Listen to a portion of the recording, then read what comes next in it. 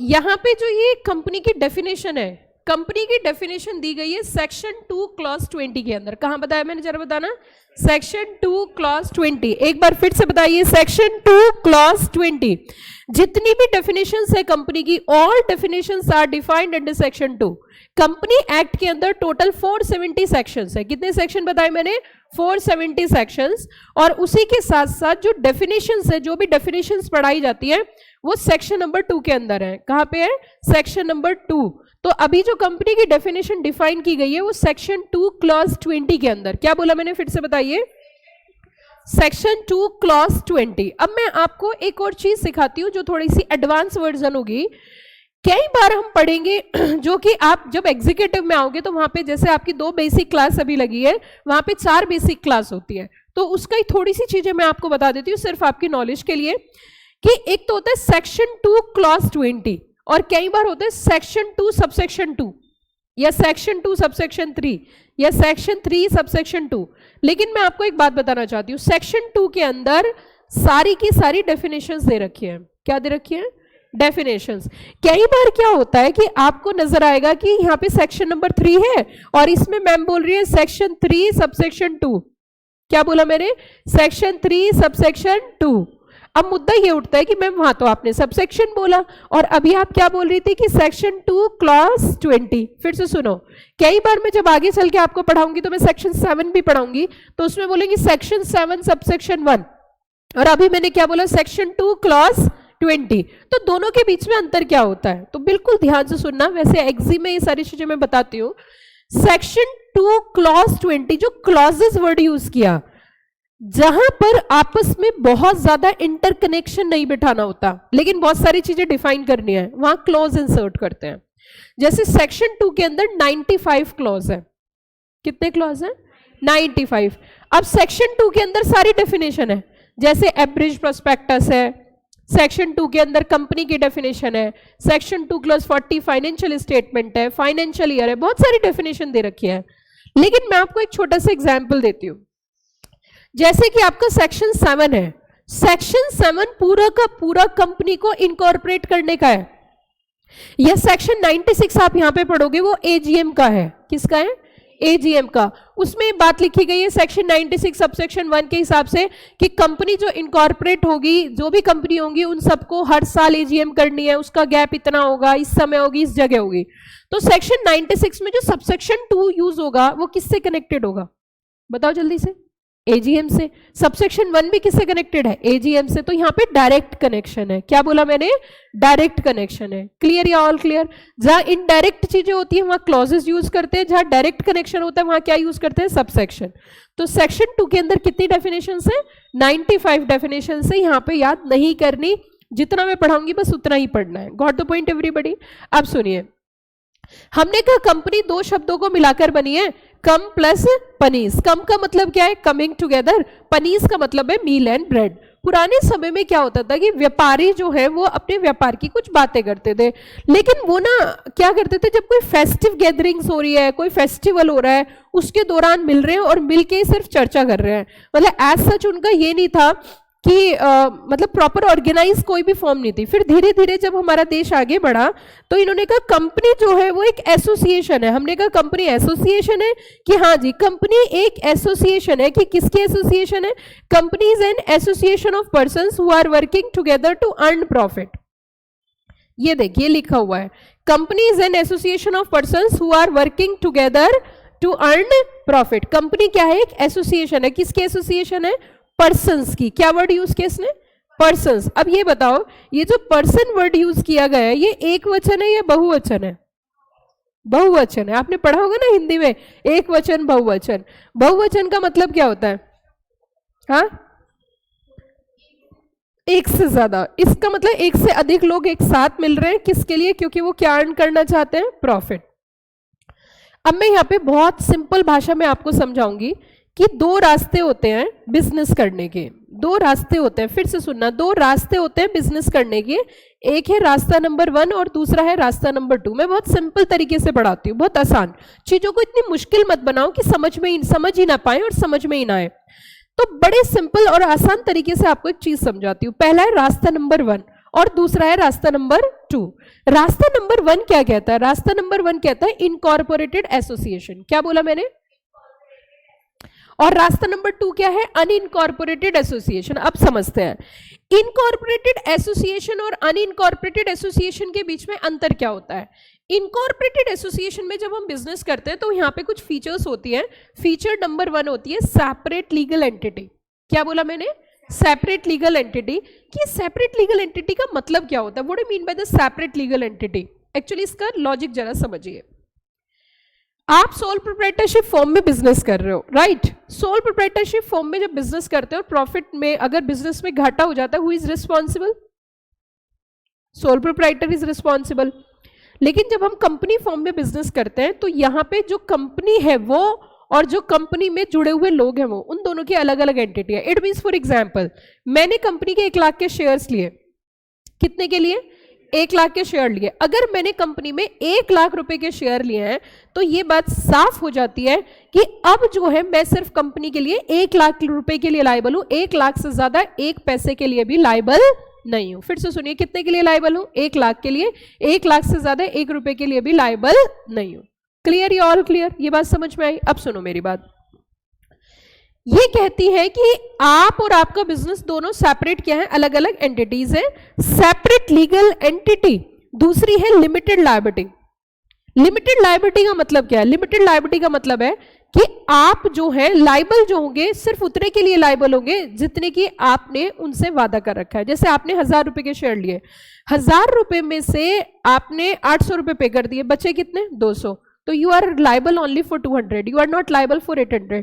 Separate legal entity साफ ये कहता है कि उसकी अपनी एक अलग पहचान है, बिजनेस का अपना एक अलग नाम है, बिजनेस अपने नाम से केस फाइल कर सकती है, बिजनेस के ऊपर कोई केस फाइल कर सकता है। In the eyes of law a separate person. क्या बोला मैंने? In the eyes of law a separate person. वो और उसको चलाने वाले 2 अलग अलग पर्सन हैं। तो कंपनी की अपनी एक अलग पहचान है। फॉर एग्जाम्पल जैसे मान के चलिए इंश्योरेंस की बात करते हैं। किसकी बात करते हैं? Insurance.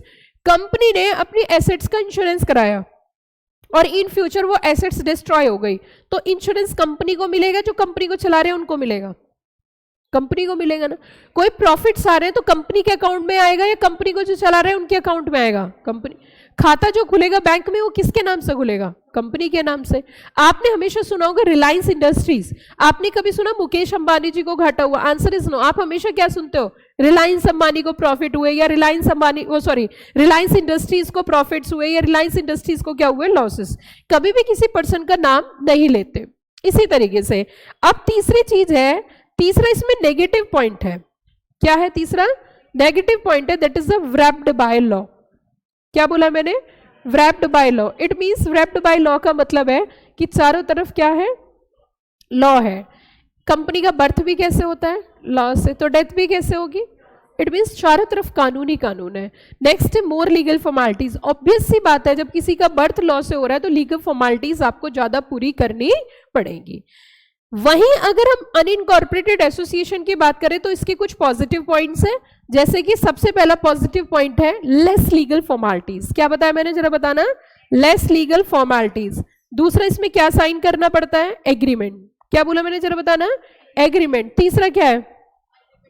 Unlimited liability and no separate legal entity. आप इसमें एक चीज देखिए कि जो इसके पॉजिटिव पॉइंट्स हैं वही अनइनकॉर्पोरेटेड एसोसिएशन के नेगेटिव पॉइंट है।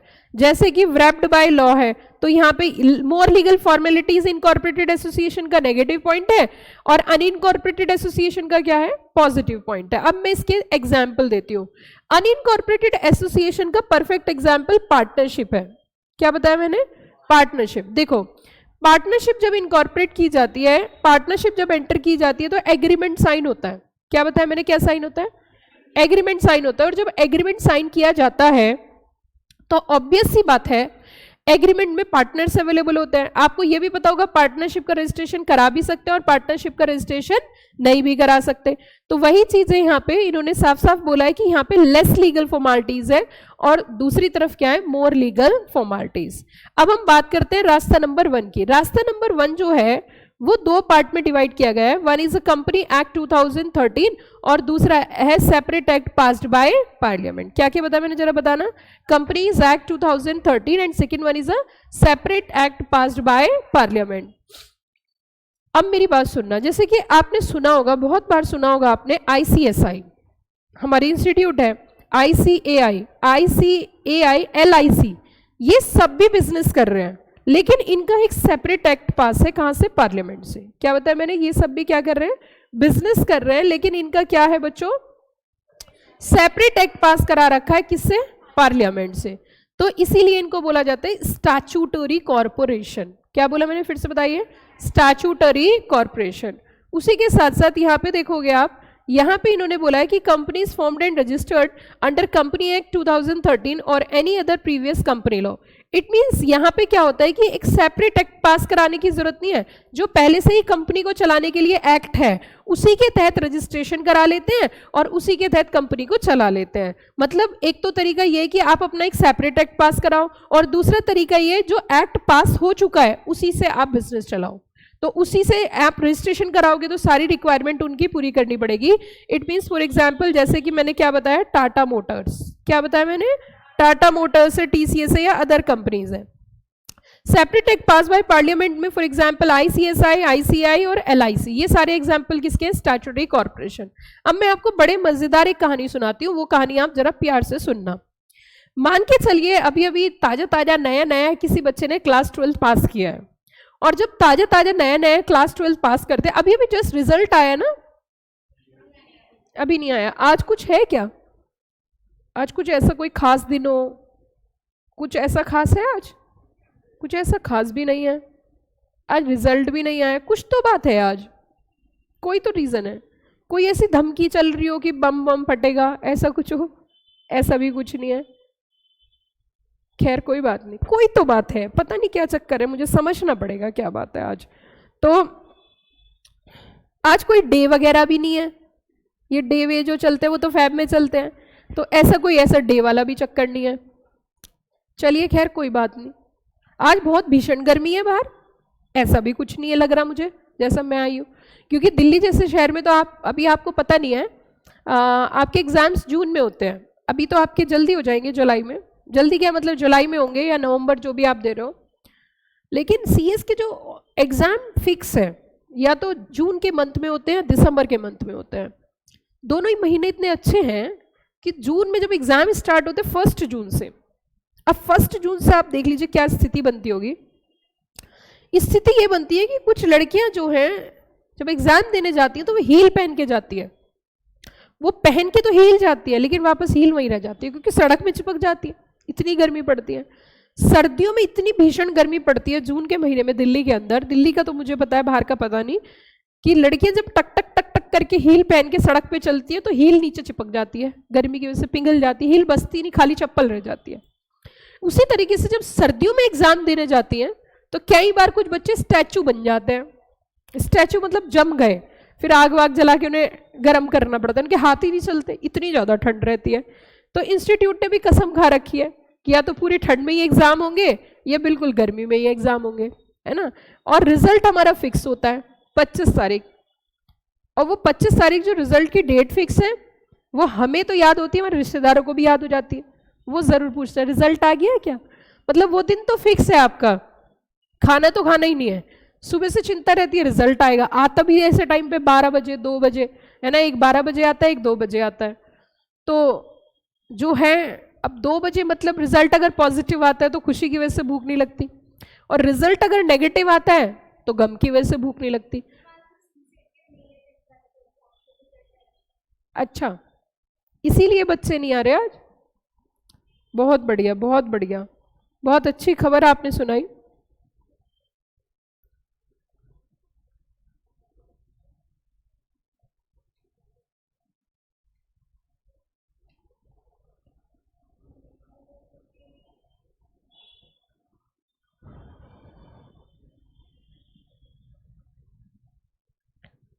चलिए खैर कोई बात नहीं। अब मैं आपको एक स्टोरी सुनाने जा रही थी, मैंने कहा मैं आपको एक बड़ी मज़ेदार कहानी सुनाती हूँ, बहुत ध्यान से और प्यार से सुनना, बहुत ध्यान से और प्यार से आप जरा सुनना। ऐसा होता है नया नया 12th क्लास का बच्चा होता है तो उसे इतना एक्साइटमेंट होता है जैसे कि पापा मम्मी के पीछे पड़ जाता है कि मम्मी मेरा एडमिशन कराओ एडमिशन कराओ। अगर वो एक भी दिन डिले कर दे भाई सब पीछे पड़ जाता है पापा मम्मी के, नहीं मुझे तो आज ही कोचिंग जाना है, मुझे आज कोचिंग सर्च करने जाना है, ऐसा होता है। आई एम राइट और रॉन्ग? एक्साइटमेंट रहता ही नहीं रहता, सच्ची सच्ची बताना कि कोचिंग में जैसे स्कूल से बाहर निकलते तो बहुत एक्साइटमेंट रहता है, बहुत अच्छी बात है। तो अब जरा सुनो, एक बच्ची ने अपना रजिस्ट्रेशन कराया और उसकी ना बुक्स आ गई, और बुक्स आई तो बड़ी मोटी मोटी सी बुक्स रहती हैं, और बुक्स आई तो बुक्स के ऊपर कुछ इस तरीके की चीज़ें लिखी हुई थी। किस तरीके की, मैं ज़रा आपको दिखाती हूँ, आपको मैं दिखाती हूँ क्या लिखा हुआ था। देखिए ज़रा क्या लिखा रहता है उन बुक्स के ऊपर, वो ज़रा हम देखते हैं, बहुत ही ध्यान से देखना।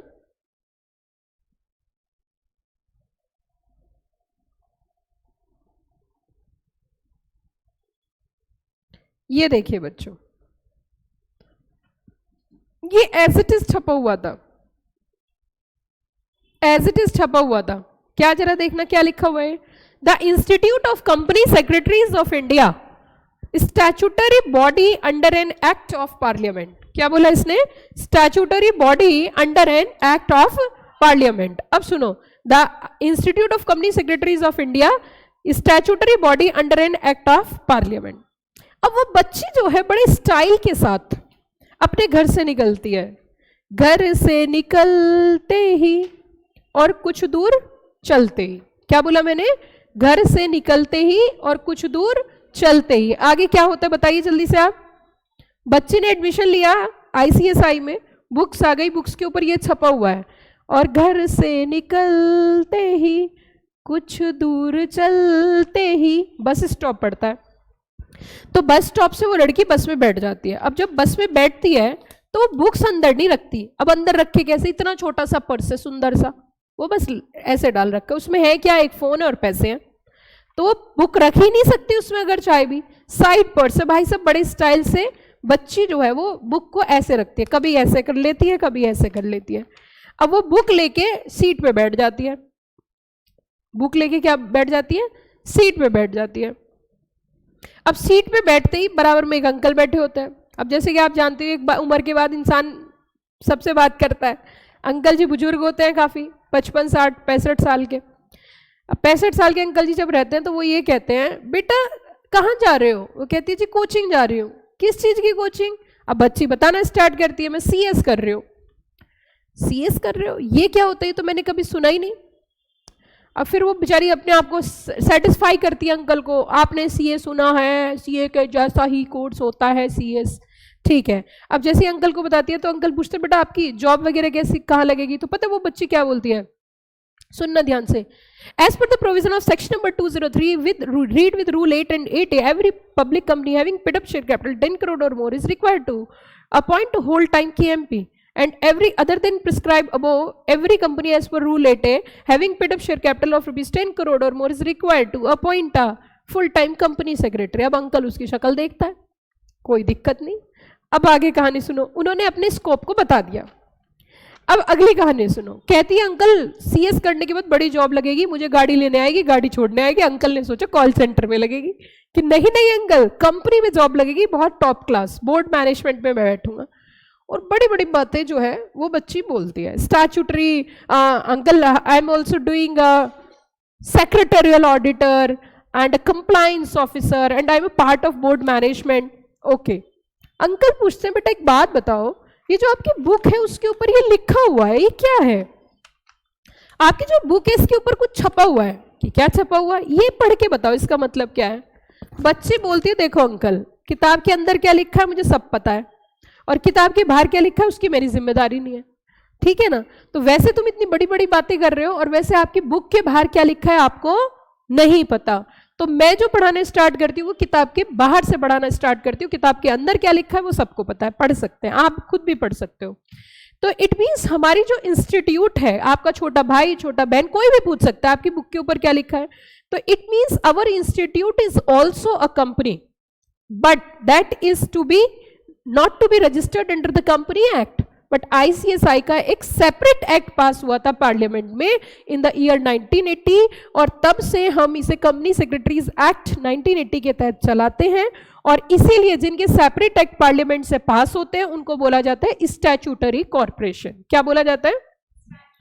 हाँ बता दो एक बार फिर से, क्या बोला जाता है? Statutory corporation. इसी तर्ज पे सीए इंस्टीट्यूट है, इसी तर्ज पे सीएमए इंस्टीट्यूट है। Are you got the point everybody?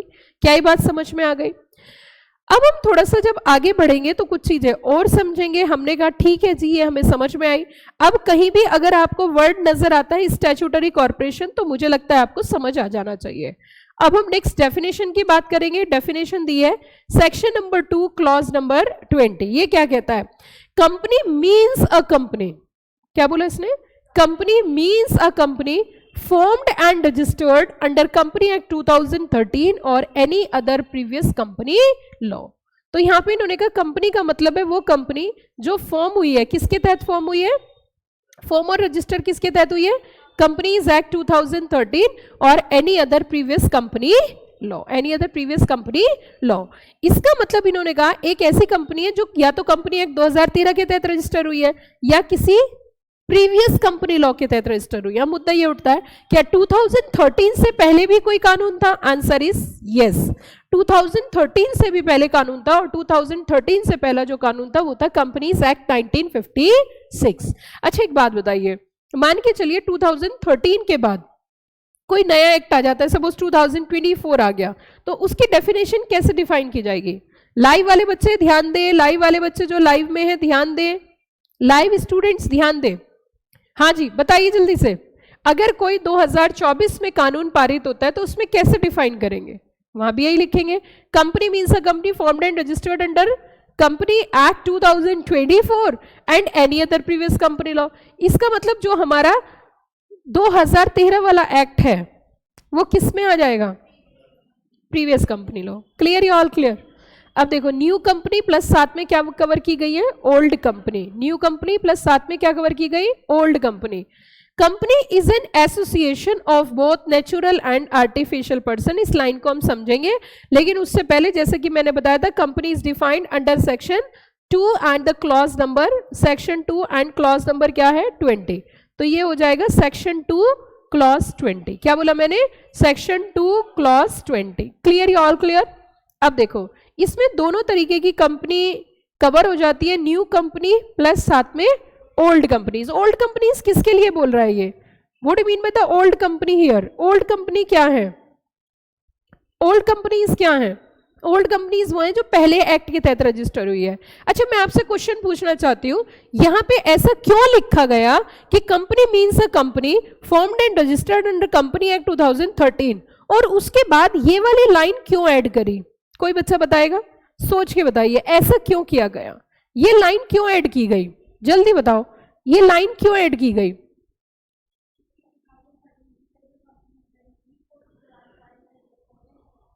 और सोच के बताओ, थोड़ा सा सोचो बेटा और रिप्लाई करो। यस, लाइव में जो बच्चे वो भी पार्टिसिपेट करें।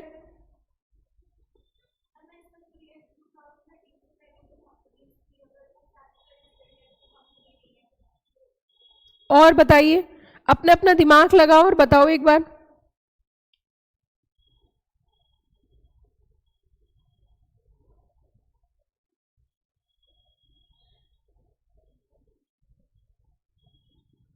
लाइव में कोई बच्चा पार्टिसिपेट कर, जो बच्चे पार्टिसिपेट कर सकते हैं रिप्लाई करिए, ऐसा क्यों लिखा गया, ऐसा क्यों बोला गया?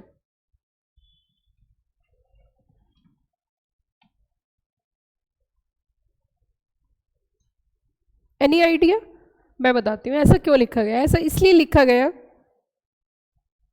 क्योंकि अगर मान के चलिए पुरानी कंपनीज इस एक्ट के तहत कवर नहीं करते तो कंपनी तो वो बन चुकी है। मैंने अभी आपको क्या कहा था, कंपनी किसके हिसाब से बनती है? लॉ के हिसाब से। कंपनी किसके हिसाब से चलती है? लॉ के हिसाब से। कंपनी किसके हिसाब से बंद होती है? कंपनी लॉ के हिसाब से। अब मान के चलिए जिस एक्ट के तहत वो कंपनीज बनी थी वो तो अब है नहीं, उसकी जगह सब्स्टिट्यूट करके नया एक्ट आया। अगर इन कंपनीज को यहाँ पे कवर नहीं करते तो इनको चलाने के लिए अलग से एक्ट पास करना पड़ता। यस और नो? इनको बंद करने के लिए अलग से एक्ट पास करना पड़ता।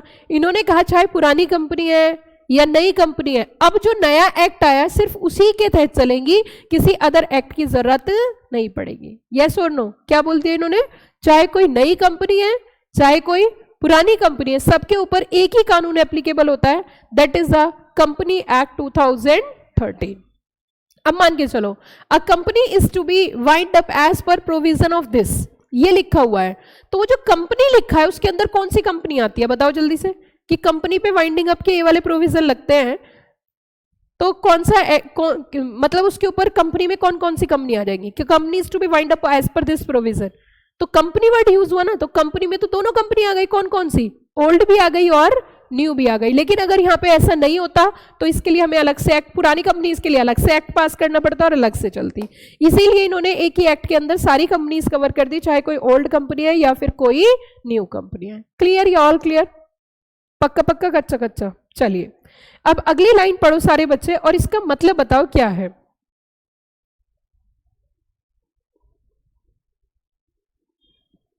बताइए इसका मतलब क्या है? Company is an association of both natural and artificial person.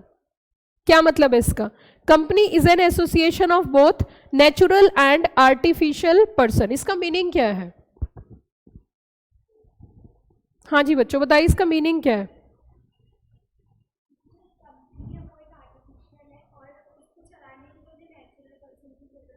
और सोचो, सोच के बताओ बेटा जल्दी से।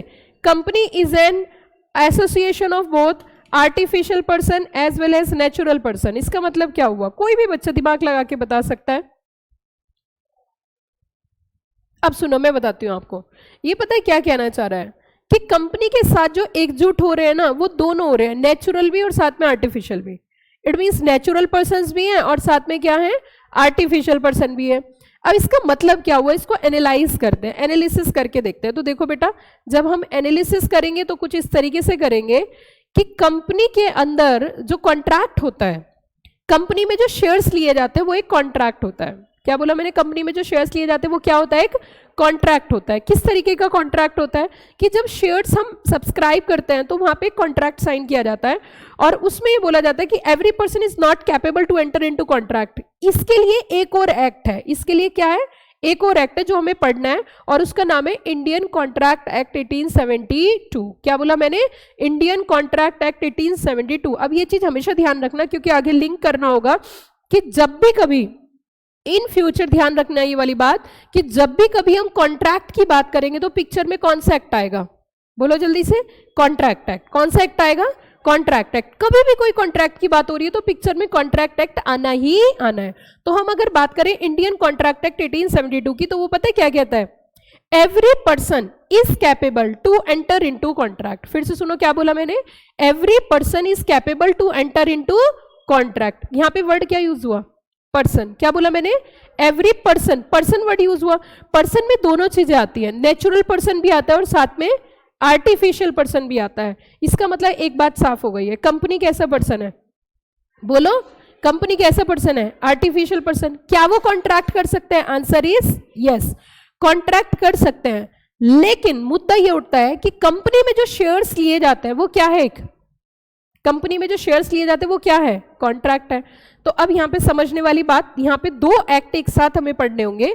एक तो होगा इंडियन कॉन्ट्रैक्ट एक्ट 1872 और एक होगा हमारा कंपनीज एक्ट 2013। प्राइवेट कंपनी को बनाने के लिए 2 मेंबर्स की जरूरत है, पब्लिक कंपनी को बनाने के लिए 7 मेंबर्स की जरूरत है। अभी यहाँ पे इन्होंने कहा कि जब भी कभी कंपनी में शेयर्स अप्लाई किए जाते हैं तो वो कंपनी के साथ क्या किया जाता है? कॉन्ट्रैक्ट। इसका मतलब अब जो मैं क्वेश्चन पूछने जा रही हूं उसका रिप्लाई करना और सारी चीजों को कनेक्ट करना। क्या एक कंपनी, फिर से सुनना, क्या एक कंपनी दूसरी कंपनी में शेयर ले सकती है? सोचो, थोड़ा सा टेक्निकल है क्योंकि मैंने चीजें आपको इसी तरीके से बेस लेके चलना है ताकि क्लैरिटी हो। अब ध्यान दो बेटा, क्या एक कंपनी दूसरी कंपनी में शेयर ले सकती है? क्या नाम है बेटा आपका? निष्ठा। यस, निष्ठा आप बताइए, क्या एक कंपनी दूसरी कंपनी में शेयर्स ले सकती है? अच्छा, आपका तो स्किप हो गया ये, आप बताओ बेटा, क्या एक कंपनी दूसरी कंपनी में शेयर्स ले सकती है? नहीं ले सकती। क्यों नहीं ले सकती?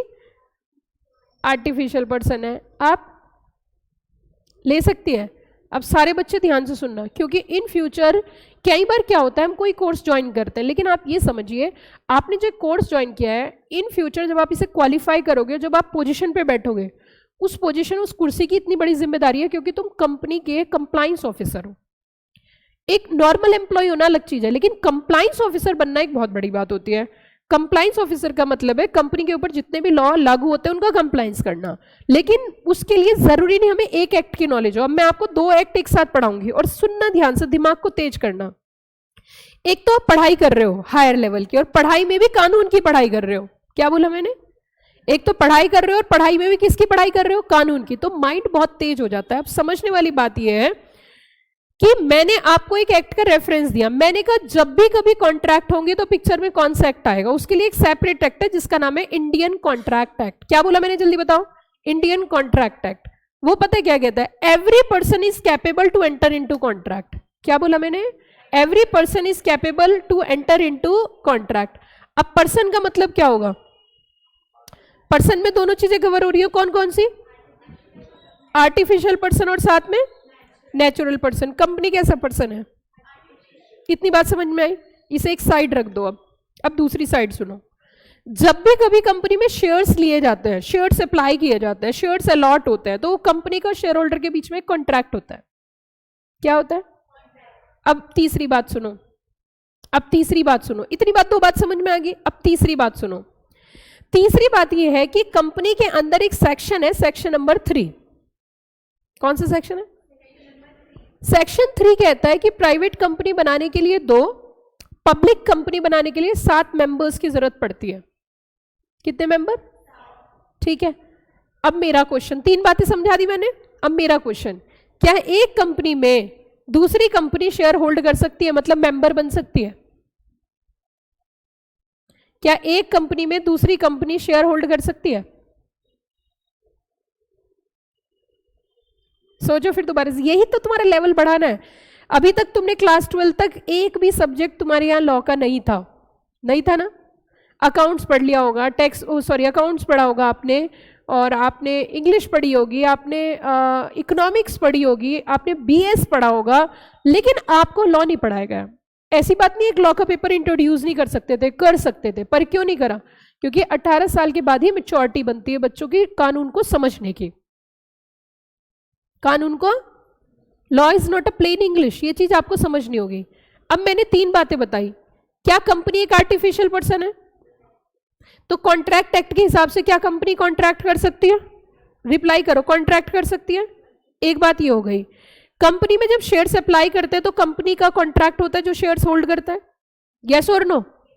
तो एक कंपनी दूसरी कंपनी में कॉन्ट्रैक्ट कर सकती है। इसका मतलब एक कंपनी दूसरी कंपनी में मेंबर, बोलो जल्दी से, कंपनी मेंबर क्यों बन सकती है? क्योंकि इंडियन कॉन्ट्रैक्ट एक्ट परमिशन दे रहा है। कैसे परमिशन दे रहा है? उसने क्या लिखा? Every person is capable to enter into contract. और पर्सन में क्या आर्टिफिशियल पर्सन आता है? Answer is yes. तो इसीलिए एक कंपनी दूसरी कंपनी से क्या कर सकती है? शेयर होल्ड कर सकती है और मेंबर भी बन सकती है। अब दूसरी बात समझाऊंगी, दूसरी बात समझना। मैंने एक बार शब्द बोला मेंबर और दूसरी बार शब्द बोला शेयर होल्डर। जल्दी बताओ क्या बोला मैंने? बेटा एक्चुअली क्या है कि मेरा पढ़ाने का तरीका बहुत अलग है, क्योंकि देखो मैं फाइनल के बच्चों को डील करती हूँ, एग्जीक्यूटिव में 5 लॉ पढ़ाती हूँ, और मैं जब यहाँ से सब्जेक्ट को उठाती हूँ ना और लेके चलती हूँ, तो मेरा तरीका बहुत अलग हो जाता है। मैं बच्चे को 0 से हीरो तक लेके जाती हूँ, बच्चे का 0 से ऊपर तक सेट करती हूँ।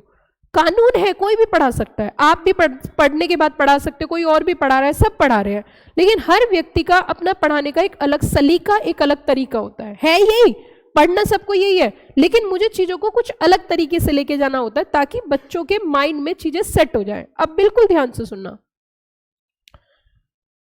अभी मैंने आपको एक एक्ट पिक्चर में लेकर आई जो कि आपको पढ़ना है, आप ही के लेवल का एक्ट है। कंपनी एक्ट से उसे कनेक्ट किया, कोई दिक्कत नहीं है। आपको ये बात समझ में आ गई कि एक कंपनी में क्या कर सकती है, दूसरी कंपनी शेयर होल्ड कर सकती है और वो मेंबर बन सकती है। अगला क्वेश्चन सुनो, मैंने एक तरफ शेयर होल्डर बोला और दूसरी तरफ मेंबर बोला। क्या बोला मैंने, जरा जल्दी बताओ। एक तरफ क्या बोला है, शेयर होल्डर, और दूसरी तरफ क्या बोला है, मेंबर। तो दोनों के बीच में अंतर क्या है? दोनों के बीच में अंतर क्या है?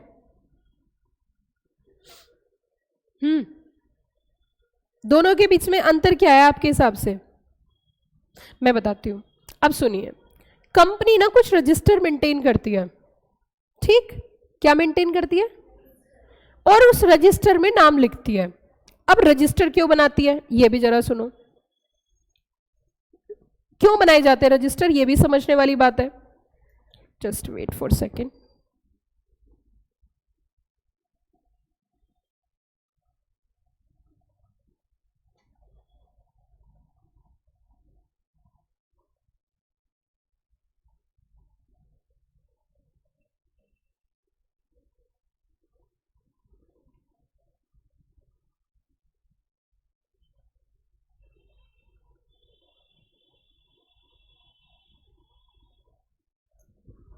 हाँ जी बच्चों, तो इट मींस अब मैं आपको रजिस्टर की बात बता रही थी कि रजिस्टर क्यों मेंटेन किया जाता है। रजिस्टर इसलिए मेंटेन किया जाता है कि आपने कंपनी में शेयर परचेज किए, तो आपको बदले में क्या चाहिए? डिविडेंड। क्या चाहिए? डिविडेंड।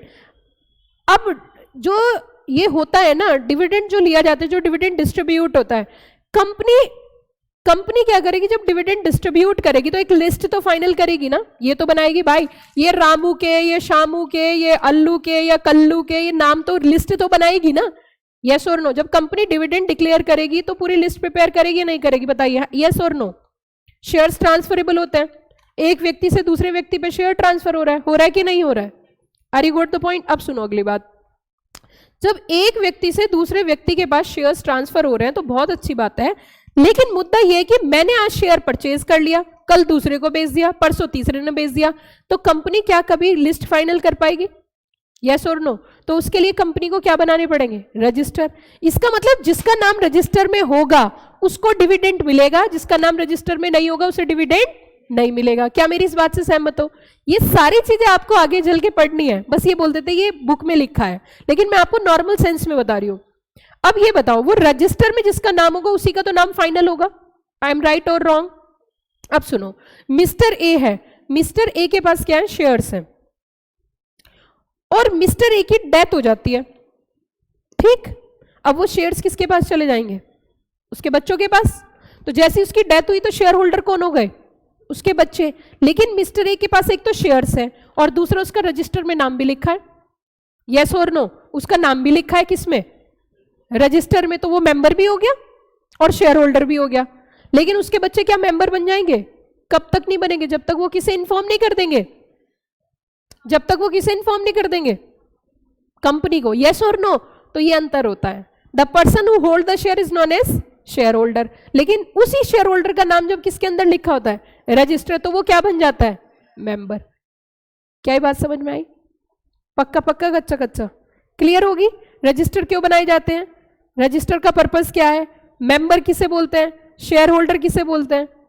एक लेवल ऊपर चलूं, एक लेवल ऊपर चलूं, धीरे धीरे चलूं कि नहीं चलूं? बोलिए, चलूं? इतना समझ में आ गया? अब अगली बात सुनो, यहीं से ही कनेक्ट कर रही हूं। कंपनी एक होती है जो लिमिटेड बाय शेयर होती है, और एक होती है जो कंपनी लिमिटेड बाय गारंटी होती है। कौन कौन सी दो कंपनी जरा बताओ? Very good. अब जो लिमिटेड बाय गारंटी है, जो लिमिटेड बाय गारंटी, उसमें शेयर्स तो है नहीं, लेकिन जो कंपनी लिमिटेड बाय शेयर, उसमें क्या है? शेयर कैपिटल है। यस और नो? कितनी तरह की कंपनी बताई जरा बताना? दो। कौन कौन सी? लिमिटेड बाय शेयर और लिमिटेड बाय। तो जो लिमिटेड बाय शेयर उसमें क्या है? शेयर्स हैं। लेकिन जो लिमिटेड बाय गारंटी है उसमें शेयर्स नहीं है। अगली बात सुनो, अभी मैंने क्या कहा था? अभी थोड़ी देर पहले मैंने एक बात बोली थी, सेक्शन 3 कुछ कहता है। सेक्शन 3 क्या कहता है? प्राइवेट कंपनी बनाने की, हाँ जी, तो कितने मेंबर चाहिए? 2। कि पब्लिक कंपनी बनानी है तो कितने मेंबर चाहिए? 7। Are you got the point? अब ट्रैक पे आ रहे हो ना धीरे धीरे? अब चाहे कंपनी लिमिटेड बाय शेयर है या कंपनी लिमिटेड बाय गारंटी है, मेंबर्स तो जरूरी होंगे। यस और नो? तो अब ये बताओ, जो व्यक्ति शेयर होल्ड ही नहीं कर रहा तो क्या उसे शेयर होल्डर बोल सकते हैं? इसका मतलब लिमिटेड बाय गारंटी में शेयर होल्डर तो होगा नहीं, लेकिन मेंबर तो होगा ना। पैसे देके क्या बनेगा? मेंबर। गारंटी देगा वो पैसों की तो वो क्या बन जाएगा? मेंबर। रजिस्टर में उसका नाम लिख देंगे तो वो क्या बन जाएगा? मेंबर। क्या उसे शेयर होल्डर बोल सकते हैं? नहीं बोल सकते ना। क्या मैं एक बात बोल सकती हूं कि member is a broader term and share holder is a narrower term? Every share holder is a member but every member is not a share holder. क्या बोला मैंने? Every share holder is a member but every member is not a share holder. क्यों बोली मैंने ये वाली बात? क्योंकि जो कंपनी लिमिटेड बाय गारंटी है उसमें भी मेंबर चाहिए। किसके हिसाब से चाहिए जल्दी बताओ? सेक्शन नंबर 3 के हिसाब से। सेक्शन 3 ने क्या बोल रखा है? कोई सी भी कंपनी बनाओ, चाहे लिमिटेड बाय शेयर चाहे limited by guarantee, minimum member की रिक्वायरमेंट पूरी करनी पड़ेगी। क्या मेरी ये बात समझ में आई? अब मैं पीछे गाड़ी को बैक गियर लेके आऊंगी। ये बताइए क्या शेयर होल्डर और मेंबर के बीच में अंतर समझ में आया? रजिस्टर में जिसका नाम लिखा रहता है वो मेंबर, जो खाली शेयर होल्ड करता है शेयर होल्डर। हर एक शेयर होल्डर मेंबर हो सकता है लेकिन हर एक मेंबर शेयर होल्डर, क्योंकि कंपनी दो तरीके की होती है, एक लिमिटेड बाय शेयर और दूसरी लिमिटेड बाय, और मेंबर होना सब में जरूरी है क्योंकि कौन सा सेक्शन कहता है? सेक्शन नंबर 3 क्या कहता है कि मिनिमम मेंबर्स। एक कंपनी में दूसरी कंपनी मेंबर बन सकती है। क्यों बन सकती है? क्योंकि पिक्चर में क्या जाता है? Contract act. कॉन्ट्रैक्ट एक्ट क्या कहता है? Every person is capable to enter into contract. Every person is capable to enter into contract. Person is a broader term, उसमें आर्टिफिशियल पर्सन भी है और नेचुरल पर्सन भी है। इसका मतलब कंपनी कॉन्ट्रैक्ट कर सकती है। क्यों? क्योंकि कंपनी क्या है? आर्टिफिशियल पर्सन है। जब एक कंपनी से शेयर अलॉट किए जाते हैं तो वो क्या होता है? कॉन्ट्रैक्ट। क्या होता है? क्या होता है? कॉन्ट्रैक्ट। इसका मतलब एक कंपनी दूसरी कंपनी में कॉन्ट्रैक्ट कर सकती है, एक कंपनी दूसरी कंपनी में शेयर होल्ड कर सकती है। अब ये लाइन पढ़ो। इस लाइन के लिए मुझे इतने एफर्ट्स लगाने पड़े। अब सुनो, companies association of both natural and artificial person. इसका मतलब क्या हुआ? एक कंपनी में जो मेंबर है वो नेचुरल पर्सन भी हो सकता है और एक कंपनी में जो मेंबर है वो आर्टिफिशियल पर्सन भी हो सकता है। अब कैच करिए बात को, नहीं समझ में आए? Company is association. एसोसिएशन मतलब किसी जो मेंबर्स हैं, जो एसोसिएट हो रहे हैं, जो जुड़ रहे हैं, वो कौन कौन हो सकते हैं? नेचुरल पर्सन और साथ में क्या बोला? आर्टिफिशियल पर्सन मतलब कंपनी। आर्टिफिशियल पर्सन मतलब कंपनी। जैसे कि अब देखिए, नेचुरल पर्सन एक्स लिमिटेड में मेंबर वाई लिमिटेड बन सकती है। जल्दी बोलो, क्या बन सकती है? जेड लिमिटेड बन सकती है। Answer is yes. अब थोड़ा सा आगे बढ़ेंगे और अगले कॉन्सेप्ट की ओर हम चलते हैं।